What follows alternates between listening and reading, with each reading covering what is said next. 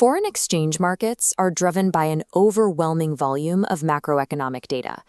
Dozens of indicators, inflation, GDP, trade balances, theoretically predict currency movements. But the sheer scale of this information makes it impossible to synthesize manually. Faced with this data overload, human traders exhibit rational inattention. They cannot continuously process every available metric. So they ignore the vast majority of the data to focus on a few key, easily digestible narratives. This ignored information leaves a gap in the market. A systematic macro trading engine operates specifically to process this neglected data cost-efficiently, turning thousands of discrete economic indicators into actionable, objective signals. Building this engine exposes a core engineering hurdle. Traditional quantitative backtesting often fails when applied to macroeconomic data because it relies on the historical record as it exists today, not as it existed in the past. This creates look-ahead bias. Economic data is constantly revised. If a backtest evaluates a trade in 2015 using finalized GDP figures that weren't actually published until 2016, the model is cheating. It assumes knowledge the market did not possess at the time. To extract pure, uncorrupted alpha, a systematic engine must be strictly constrained. It can only evaluate what was physically available to the market at that exact moment in time. We solve this by using point-in-time data. The building block is the information state, or macro-quantamental indicator. This is a specific data point reflecting only the exact vintage of an economic release available on a specific historical day, ignoring all future revisions. The engine relies on 10 core point-in-time factors, metrics like relative GDP growth trends, terms of trade dynamics, and excess core CPI. These inputs are selected entirely based on established macroeconomic theory, completely avoiding statistical data mining. This chart shows the sequential normalization process required to prepare the raw data. To prevent hindsight bias and control outliers, we divide each indicator by its past standard deviation. Any value exceeding 3 standard deviations is clamped exactly to that boundary line. Even clean data presents a mathematical challenge. Many of these macroeconomic indicators move together, creating severe multicollinearity. For example, relative core inflation and inflation expectations frequently exhibit a correlation exceeding 50%. They are distinct concepts, but statistically they overlap heavily. Clean, normalized point-in-time data is useless if the regression engine cannot properly weigh highly correlated factors. Without a method to separate their effects, the resulting coefficients will become completely unstable. The target trading universe consists of 8 liquid, floating developed market currency pairs. This includes the Australian dollar, Canadian dollar, and Japanese yen against the US dollar, as well as the Swiss franc against the euro. Running an isolated regression for each of these currencies individually fails. Single-country regressions suffer from intertemporal data scarcity and high noise, leading to erratic coefficient estimates. This visualizes the solution, a panel regression structure. The y-axis tracks the 8 distinct currency areas, while the x-axis plots time.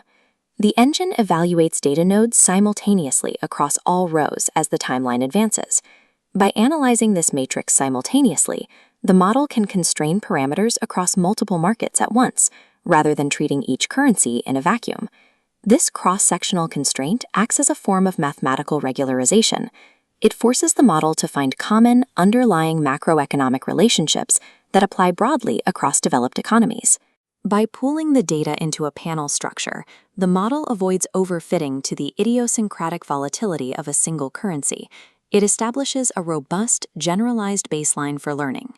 With the panel established, the engine must train itself. It uses sequential statistical learning, selecting and parameterizing the optimal model dynamically at the end of each month, using only the data available up to that point. To test these models without looking ahead, the engine requires specialized cross-validation splitters, designed specifically to handle the two-dimensional nature of panel data. This diagram shows the first method, a rolling k-fold panel split. A fixed-width training set contains adjacent data segments, sliding progressively to the right to predict the outcomes in the adjacent unseen test set block. The second method is an expanding k-fold panel split. Here, the trailing edge of the training set anchors in place, while the leading edge expands continuously to the right, growing larger and incorporating more history as it approaches the test set. During this cross-validation, the engine evaluates candidates using a composite scoring mechanism. It balances the downside risk-adjusted Sortino ratio against regression-balanced accuracy to find the most stable predictive model. This rigid forward-marching optimization ensures that every single signal generated out of sample is mathematically firewalled against future data.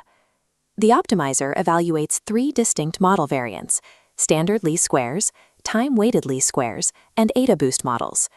Unconstrained linear models are vulnerable to noise. They will happily assign heavy weights to spurious, counterintuitive correlations if doing so minimizes the immediate mathematical error in the training set. This graphic demonstrates non-negative least squares, or NNLS. It is a mathematical enforcement of theoretical priors. If a factor's coefficient dips below the zero line, the model severs it, flatlining the weight exactly at zero and redistributing the load. NNLS effectively zeroes out any factor that predicts currency movement in a direction contrary to macroeconomic logic. If the data suggests rising relative inflation expectations should weaken a currency, which contradicts economic theory, the model ignores it entirely.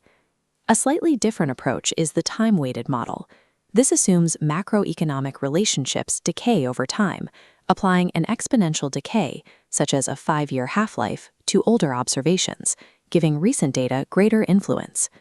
The most complex variant is AdaBoost panel regression, which combines a sequence of weak learners to capture nonlinear interactions between the macro factors.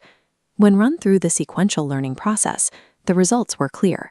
The system consistently preferred the simplest model. Standard ordinary least squares, constrained by NNLS, with zeroed intercepts performed best.